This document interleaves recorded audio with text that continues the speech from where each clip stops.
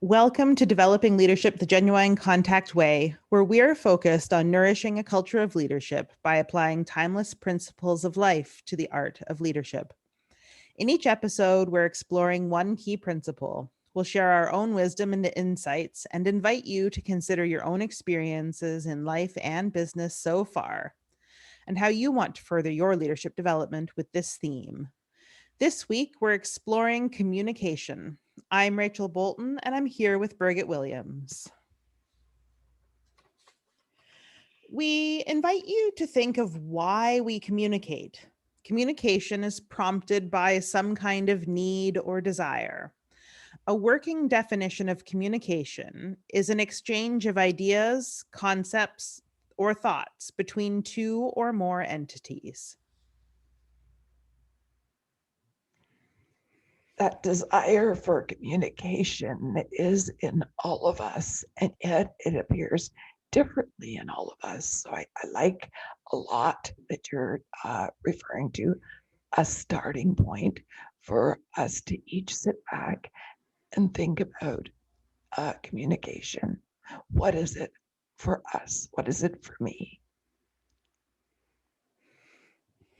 Yeah, it's certainly an interesting question to ponder and to really, maybe for the first time, I feel like as we're thinking about it and walking into it today, like to consider the starting point of communication and this idea of needs or desires and the exchange of them. So it's an interesting thought to walk into and to start our considerations for today on.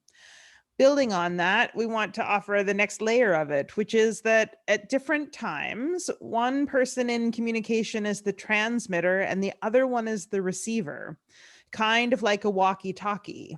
When the person transmitting is finished transmitting, somehow they're indicating that, like, over, as though it's done. At that point, the receiver gets a signal that the transmission is done, and it's then possible for that second person who has been receiving to become the transmitter.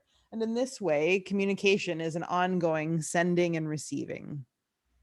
And that is, of course, Rachel, in the ideal, because there's certainly that which is called communication, in which a person does sending, and then when they're done, they kind of, yep, we're done, and aren't available for the receiving part. So I like a lot that there's this concept that we're offering that is very much focused on the sending and receiving and continued sending and receiving until the communication feels complete. I think it's just as important to think about the receiving part of it, because as you say, it's very true that there is some styles of communication where someone delivers their part of the communication, they send it off without then also equally being the receiver. And at the same time, it can definitely be possible to be in some kind of communication where you are providing something, where you're sending your information and the other person is not maybe doing a really great job of being the receiver, not that really like deep and present listening, but maybe half listening or tuned out and paying attention to something else. So there's really this beautiful balance that is possible in communication when both people are present to it. Want to pick up on that word, being present to it, being present to the communication and being present to the very moment in time that that communication is happening. That is what you are describing. It's a learning, a discipline of being present to the communication, to the flow of that sending and receiving. And we cannot do that adequately if we're not in the present moment where our busy minds are off thinking about things we should be doing or off into the past or the future. This is um, the communication does require being present into the moment. So there's this presence that is one ingredient that's critical to good communication in our leadership of our lives and in our work. And another ingredient that is really important is this idea of need or desire. Assuming that communication is prompted by a need or desire, what is the likelihood of successful communication if need or desire are absent from that communication? Oh, doesn't that cause arguments? I'm just thinking of all the conflict that happens when a person enters into communication because they desire to communicate with another person or a group of people. And when there's absence of need or desire on the part of the others for the communication, that's an instant moment of conflict, whether spoken or unspoken. It feels cold and prickly. It doesn't feel good. Absolutely. There's that feeling of it. And then the other side of it, whether it can be conversation or other forms of communication without the need or desire for some, like, and I think about it like in that like purposefulness of like, are we, is there benefit to this conversation, or are we just filling some time or creating conversation and communication in order to fill silence because we're uncomfortable with it or whatever it might be. And how uh so if you've got the communicating your own need and desire and not being met in it, it can feel cold or prickly. And then if there's conversation happening or communication happening without need or desire, how useless or boring it might feel. So what a powerful opportunity, I guess, in our leadership to really cultivate being a communicator when there is something that feels like there is really something to be communicated, and not just simply because communication might feel good at this moment. So, we want to give you some tips on growing your skillfulness with communication. And we're going to walk through a couple of different pieces of this, starting with the grief cycle that you can see if you're watching this as a video on the screen right now. And it's about right timing. Skillfulness with communication requires right timing. You need to pay attention to the right timing for receptivity to the thing that you're wanting to communicate. So let's say that you have the need or desire to communicate, and that requires the other people in the communication loop to have a need or desire to be in the communication with you. So it doesn't become this telling that falls on an unreceptive group or individual. And so as we look at the grief cycle, we look at um, timing in terms of if a serious event of some sort's happening, that's not the right timing. If the people are in the stages of grief, of being in shock or anger or denial, there is not going to be great receptivity to the communication that is being undertaken, because the human needs to go through the cycle of grieving uh, in response to a particular event. So we're paying attention here to the stages in the grief cycle of memories or acceptance or letting go. Okay, those are good timings for communication that is right in accordance with the timing in the grief cycles. If you know the grief cycle as a leader or in your leadership, you can be paying attention to that. And of course, the best communication happens when there's letting go that has been done and there's open space for a real conversation. So that's looking at the right timing as a key ingredient for success and skillfulness with communication. The next piece to look at is the right mode of communication, that you are communicating in a way that someone can receive it in the easiest way in terms of the language you use or the body language or all those other pieces of communication. And One way that we want to suggest to you that you can build that right mode is to use a simple technique from neuro-linguistic programming, also called NLP, that is taught in sales training primarily to improve communication for the purpose of success with selling. This simple technique helps you to be the same frequency as the receiver. And it starts by listening for keywords when your intended receiver is transmitting. Are they talking about the things they're seeing, hearing, or feeling? Like, I see that this is the thing that that's happening, or I'm feeling like this is happening.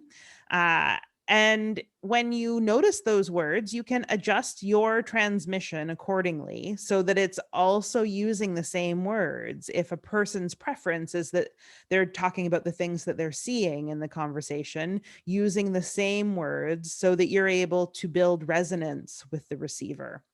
If you're unsure of the receiver's mode, then it's a great practice to intersperse all three of these words, seeing, hearing, and feeling, in your messaging. So with the receiver who is giving cues that they're seeing what you're saying, like I see what's going on here. That shift that you can make so easily in your leadership to use visually oriented words to create a word picture to and for the person who is learning and receiving their communication through feeling like, I feel what you're saying. Well, how great to use a metaphor that assists with the feeling. How great to use a story to assist with the communication that resonates or builds that rapport with someone who is receiving based on their feelings. And then, of course, to use uh, communication that is based on auditory, that includes reference to sound, to music, to something auditory for those who are in receiving mode about, I hear you. It helps to build that rapport. I think as you get practiced in this, it's such a gift of like really listening also as you are the receiver of the transmission from the person who's sending to you in that moment. And as you develop skillfulness in these words, that there's an inherent like thing that happens of then also noticing other words and being able to mirror those back or using something that's similar so that you're continuing to build great alignment in your communication. What I like to do is to do just what you spoke about. If you don't know the receiver's preferred mode, or if you have a group of receivers that you're communicating with, to interchange that you're presenting your communication visually, auditorily, and to cater to feelings. The receivers who are engaging their feelings. It is a great, great discipline and practice to teach oneself in leadership how to adjust between those three, how to catch oneself. I find myself doing that even with emails. I might have an email where I will be completely visually oriented and use words like, like I see this, or I've just seen this, or thanks for showing me that. They're all visual words, and I'll look back at my email and go, no, I want to include pieces in my email that are not only visually oriented. So I might experience myself highlighting those words and saying, how do I replace this with something that is more for the receiver who needs to have their feelings engaged? So I might add a sentence or two to say, here's how this might feel. Let me know how you're feeling about this. Or here's what I'm hearing, or I hear you. And then to check, am I hearing you correctly? So these are some great tips about the right mode of communication. So we've got the timing right, we've got the mode right, and the final piece is about the right words. Practicing saying what you mean and practicing meaning what you say. It sounds simple as you present this, mean what you say and say what you mean. And it is simple once you practice to make it a habit. For most people, unless you have been practicing this habit already, this new habit needs to replace existing habits of communication. And I will give you the tip of finding someone who is in your circle of people who is a really literal thinker and giving them the freedom to always call you on it when they're confused by the things that you say. I say that because I have a child who is a very literal thinker, and getting really good at my words in raising her has been one of the biggest gifts I could possibly have to make sure that I'm using the right words all the time. I think this is a skillfulness that each and every one of us engaged in our personal leadership, and certainly with people who are in formal leadership roles. This particular discipline and practice requires awareness. It requires awareness of what is coming out of your mouth. It requires awareness of the words you're using. And it acquires awareness of how sloppy oneself might be with words, where one is believing that one is communicating well with their words, but there's a lot of assumption made, a lot of taking for granted that the other person can kind of grasp your meaning. And I just caught myself using the words kind of grasp your meaning. There's different ways that people speak where it's kind of like this or it's like that, but doing it in quite a sloppy way. This is a discipline for your words to mean exactly what it is that you are wanting to convey. And I emphasize the self-awareness part. Rachel, you talked about how valuable it is to have somebody in your life like your daughter who feeds back how they understand your communication. And when it isn't working, if you haven't been clear with your exact words to mean what you really mean them to mean. And I I think that's partnered with aha, these are signals for me to develop my awareness about what I am conveying so that I convey it with the best use of words that I can. Yeah, I'm smiling a little bit at your choice of the words. It's valuable to have someone in your life like that because I agree, it's valuable. It's also really annoying while you're getting good at developing the skill to realize how much we rely on inference or assumptions, or that people know the things we know about subjects. Lots of different kinds of things that are very normal in society, but when you want to get really good at this right words in your communication, you realize just how unhelpful they are in making sure that communication is as clear and transparent as possible. So yes, it's valuable, also not always enjoyable until you finally feel like you have mastered it because they haven't bothered you about the things you're saying in a little while. So I do say it with a bit of a caution, I suppose. And that brings us to the looking at the last step of this growing your skillfulness with communication, which is about expanding your capacity with right timing, right words, and right mode of communication. As you've been listening to us, you now have developed a new awareness of a framework for great, powerful, clear, transparent, effective communication. And you might have had some moments of your own awareness of yourself as a communicator. We want to invite you to draw some conclusions for yourself about what you personally need to do to grow your skillfulness with communication, using this framework as a guide for how you begin that. I think it would be fantastic to also surround yourself with a group of people who is committed to growing their own skillfulness with communication so that you have a practice circle.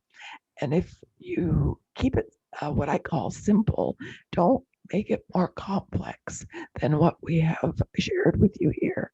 If you keep it simple and practice with each other about timing, about mode, and about saying what you mean and catching each other and doing like the equivalent of role playing so that you can practice, you will hopefully be pleasantly surprised at how much progress you can make quickly and how much improvement you can make in your skillfulness with communication. You'll take yourself to a whole additional level with your communication. Thank you, Birgit, for joining me to explore this topic all about communication as a key capacity for leadership. We are at the end of our episode now. And before we go, we just want to invite you to check out the next episode to continue on in your learning. And before you go, be sure to hit that subscribe button so that you can get all of the upcoming episodes delivered right to your inbox.